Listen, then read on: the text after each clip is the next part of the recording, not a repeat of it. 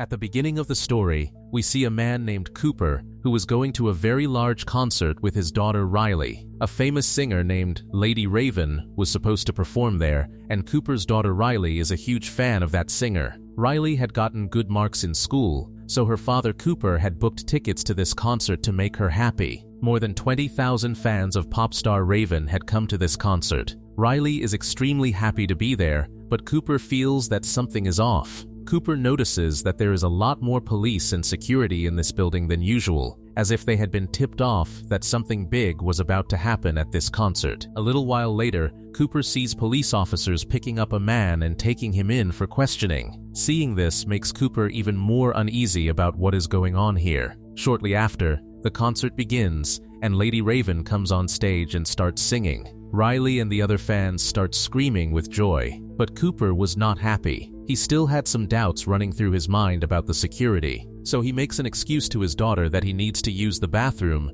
and steps out of the hall. In the bathroom, he opens the CTV app on his mobile phone, and here we find out that Cooper has kidnapped a boy and has him tied up in a basement. A little while later, another large police convoy arrives outside the building and surrounds it from all sides. Cooper goes back into the concert, where his daughter Riley was enjoying Lady Raven's songs. But seeing the growing police presence, Cooper's tension was also rising. So he takes his daughter to the merchandise shop on the pretext of buying her a t-shirt of her favorite singer Raven. When Cooper asks the shopkeeper for a t-shirt in Riley's size, the shopkeeper only had one t-shirt left in that size. But the problem was that another girl was also insisting on getting a t-shirt in that same size. Now, since Cooper and Riley had come to the shop a little earlier than the other girl and had asked for the t-shirt first, they had a rightful claim to it. But Cooper convinces his daughter Riley not to trouble the shopkeeper and to let that other girl take the t-shirt.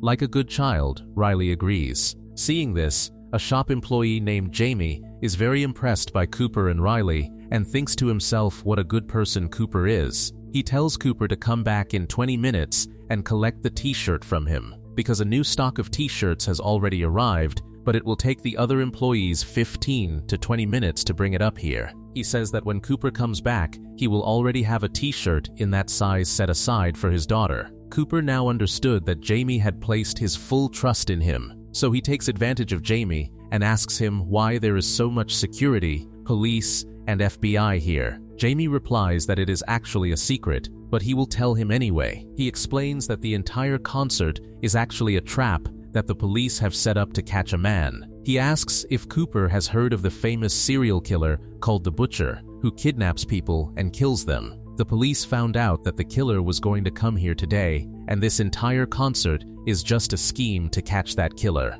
Jamie says he believes the killer will be caught today because the police are waiting at every single exit of this building. Hearing this, sweat breaks out on Cooper's forehead because that serial killer, the Butcher, is none other than Cooper himself. Listening to Jamie's words, Cooper's anxiety starts to grow, and he realizes what a huge mistake he made by coming here. But he did not want to fall into the hands of the police so easily. So Cooper now starts looking for a way to get out of here. He notices that all the doors in the building can only be opened with an employee's ID card, and when he takes his daughter Riley and heads to the back exit to escape, he sees that there are a large number of police officers standing at the gate. Seeing this, he becomes disheartened and starts thinking about how to get the security guards away from the gate. Just then, he spots a girl on the staircase. After that, Cooper quietly pushes that girl and makes her fall down in order to draw the security guards away from the gate. And Cooper's plan worked. But when Cooper reaches the door, he sees that outside the door there are many more security guards standing who were searching and questioning every single person trying to exit. If Cooper had walked out through that gate, the security guards would have caught him. So against his will, he went back into the concert, where his daughter was thoroughly enjoying herself. But Cooper, drowning in worry, was thinking about how to get out of there. A little while later, for the next song, Lady Raven calls her friend Parker up, who comes out from beneath the stage. Cooper spots the route through which the singer had emerged, and seeing that route, an idea strikes Cooper's mind. After that, Cooper goes straight to Jamie and asks him if he has brought the t-shirt for his daughter, reminding him that Jamie himself had said to come back in 20 minutes and collect it. Jamie says that he was just about to go up to the store to get the t-shirt for his daughter, and that it was a good thing Cooper came. Cooper asks if he can come along with Jamie to the upstairs storeroom. Jamie agrees, and the two of them head toward the storeroom. After reaching the storeroom, Jamie asks Cooper what he does for a living. Cooper says he is a firefighter who saves people's lives. Hearing this, Jamie is even more impressed by Cooper. While Jamie was bringing down a box of t-shirts, Cooper quietly steals his ID card, which could open any door in the building. Now Cooper tries to extract more information from Jamie. So, he asks Jamie whether he thinks the dangerous serial killer, the Butcher, will be caught today. Jamie says the killer will definitely be caught today because a perfectly laid trap has been set for him. He explains that all the employees are aware of this trap, and the police have given each of them a separate secret code. Now at first, Cooper gets nervous that Jamie might become suspicious of him, but then he casually asks Jamie in a joking manner what his secret code is, and the foolish Jamie tells Cooper his secret code, saying that his secret code is Hamilton. After this, Jamie takes out a t-shirt and gives it to Cooper without charging him for it. As soon as Jamie leaves, Cooper gets to work and goes down to the basement, uses Jamie's ID card to open a door, and enters a room where a secret police meeting is taking place. Cooper pretends to be an employee who has come to get coffee, and not a single police officer becomes suspicious of him. Cooper now stands there under the pretense of getting coffee and listens to their conversation. They were discussing plans to catch the Butcher according to their strategy. Cooper does not stay standing there too long so that no one becomes suspicious of him. So he takes the coffee and starts to leave, and very cleverly also steals a police radio so that he can stay informed about every word the officers say. After that, Cooper comes back to the concert, and while listening to the police radio, he finds out that the leader of this entire plan is an elderly woman named Dr. Grand. On the radio, he hears a few more things which turned out to be good news for him. In reality, no one knows what the killer looks like. The police only know that he is a man. Cooper now thinks about getting out of there alone because he did not want to risk being caught while also trying to get his daughter out with him. So he tells his daughter that he is going out again because he forgot his credit card, and he says that if she accidentally gets lost, she should come to the parking area. After that, he sets off, and after going up the stairs, on the way he spots a fire alarm. He thinks to himself, why not set off the fire alarm, which will cause a commotion among the people, and taking advantage of that opportunity, he will hide in the crowd and slip out. But just as he was about to set off the fire alarm, Dr. Grand's voice comes through on the radio saying that the killer will probably be trying to escape from here. He will definitely try to panic the people, such as making a fake call to say there is a bomb here, or setting off the fire alarm. If anything like that happens, only women and children will be evacuated from the venue, and the men will be held back for questioning. Hearing this, Cooper becomes unsettled because once again his plan has failed. Cooper now thinks about escaping from the rooftop, but there was police stationed at the rooftop gate as well. Then his eyes fall on the kitchen. Seeing it, an idea comes to his mind. He sets the stove temperature to maximum and throws a glass bottle into it,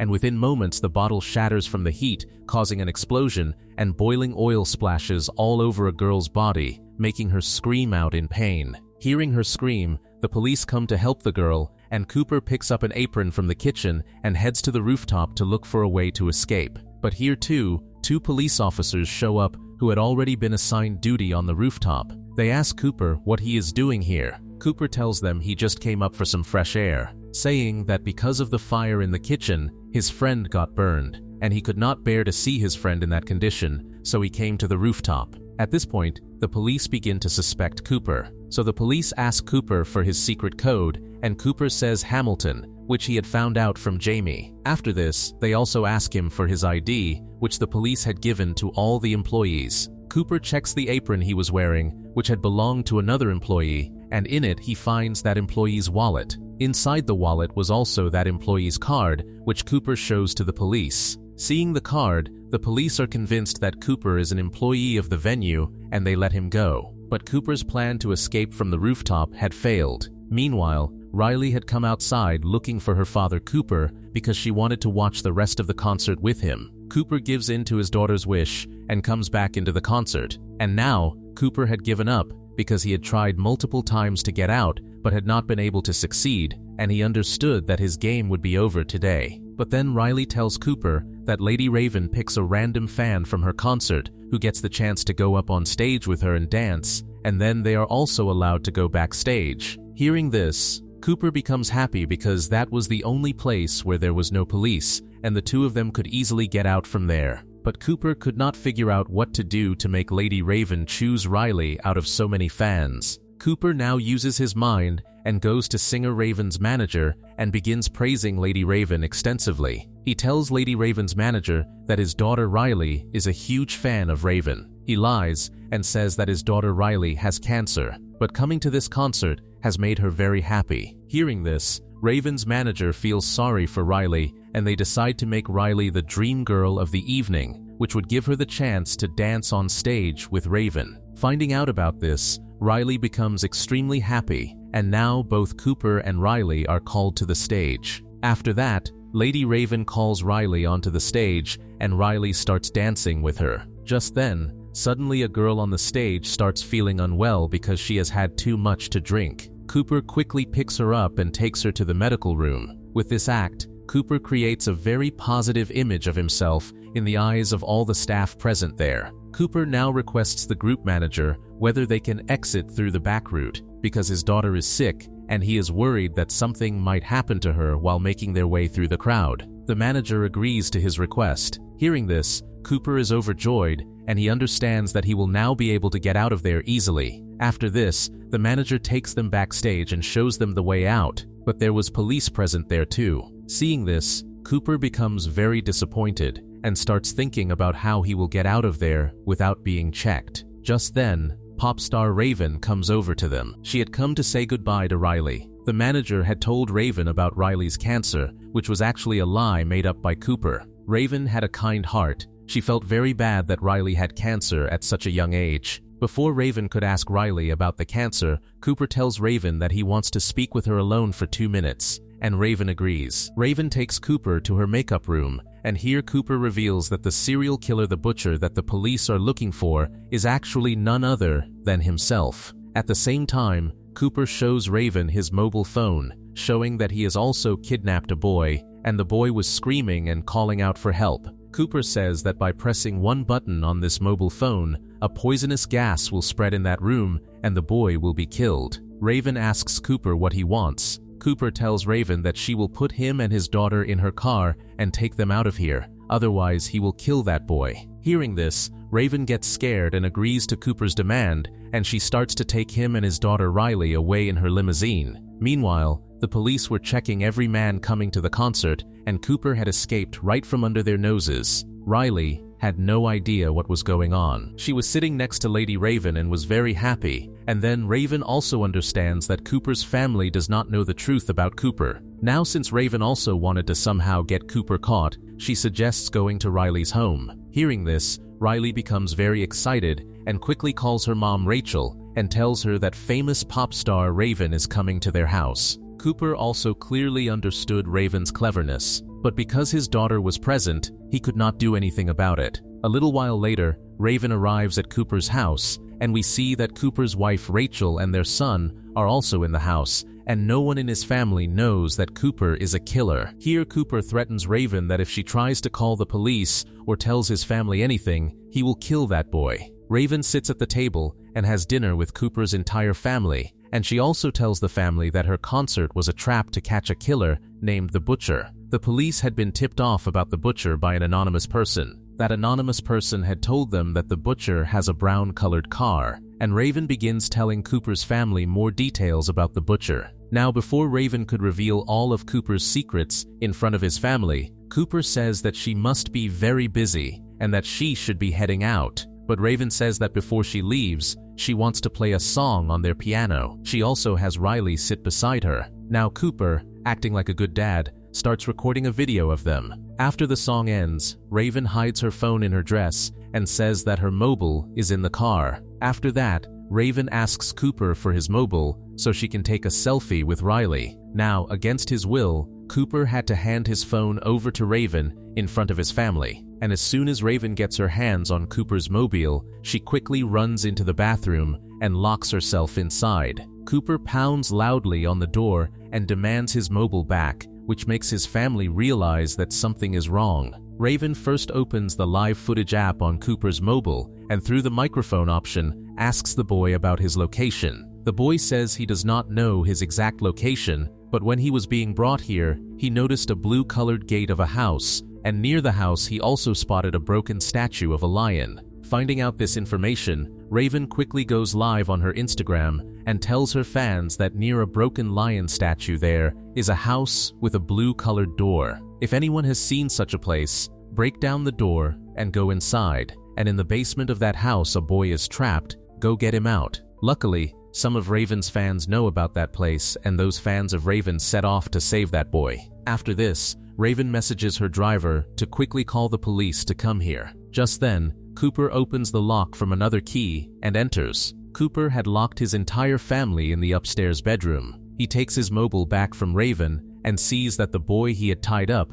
has been freed and taken away by some people. Seeing this makes Cooper very angry. He makes Raven get into his car and starts to flee from there. But just then he sees his family standing in front of him. They had come out through the window and climbed down using the tree near their house. Cooper cannot believe how he could have made such a mistake despite being so smart. Now, since Cooper genuinely loved his family very much, he did not want to run away like this in front of them. Taking advantage of the moment, Raven steps out of the car and goes over to his family, and Cooper closes the garage door and locks himself inside the house. A little while later, the police also arrive there and they surround the house from all sides. Then we see Raven going and sitting in her car and starting to leave for home. But just then a police officer stops Raven's car and tells Raven's driver to get out. He says he will drop Raven home himself, and he takes Raven and drives away from there. When the police enter the house,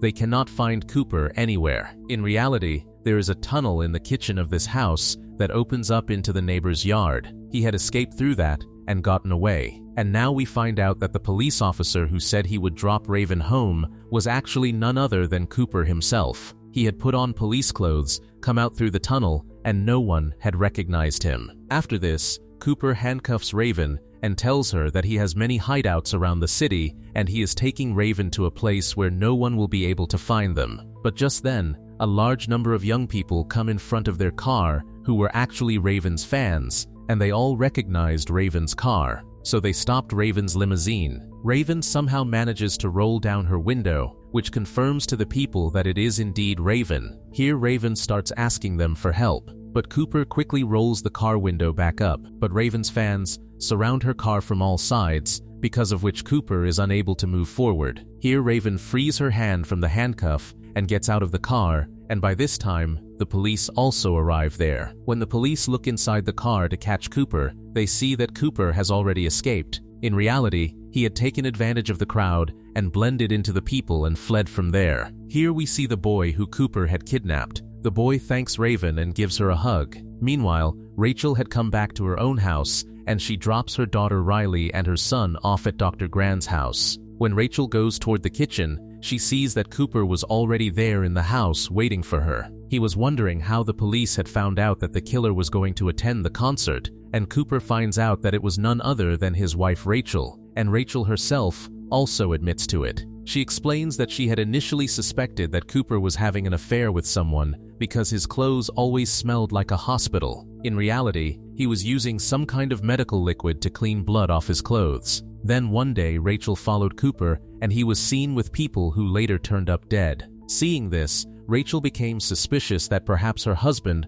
was the famous killer the butcher. After that, Rachel took the concert ticket receipt from Cooper's wallet and told the police about it, and then the police set a trap to catch Cooper. After hearing all of this, Cooper becomes very angry, and now he decides that he will first kill Rachel and then himself. Just as Cooper picks up a knife and moves forward to kill Rachel, Rachel distracts him by asking him to have a piece of pie with her one last time. She says that this pie was made specially for him and his daughter Riley. Now, Cooper was a killer, but he loved his daughter very much. That is why he agrees to have the pie. Both of them now sit down to eat the pie. During this time, Rachel does not eat anything, but Cooper is eating it with great enjoyment. And while eating, Cooper says that he is very angry at Rachel because now, because of her, he will never get to see his children grow up. As Cooper finishes the pie, he realizes that some kind of sedative has been mixed into it. In reality, Rachel had found Cooper's bag, which contained all the items he used to kidnap people. After finishing the pie, Cooper starts to feel dizzy. He still tries to go after Rachel to kill her, but just then the police arrive and hit him with a large number of tasers, and finally, Cooper is arrested. As Cooper is being taken away, his eyes fall on Riley's bicycle, which had fallen over. Cooper picks it up and stands it straight. Now his children also come there, and Riley, crying, hugs her father one last time. After that, Cooper is put into a police van, and on the way we find out that Cooper had taken a wire from the bicycle tire and kept it with him, which he uses to unlock his handcuffs, and he starts laughing uncontrollably, meaning he is about to escape once again. Now at the end of this movie, we see that same employee named Jamie, who from the news finds out that the butcher has been caught, and he also finds out that the person he had helped was actually the butcher himself. And with that, this story comes to an end. That's it for today. Hope you enjoyed. Like the video, subscribe to Cinema Recap, hit the bell icon, and let me know your thoughts on the movie in the comments section.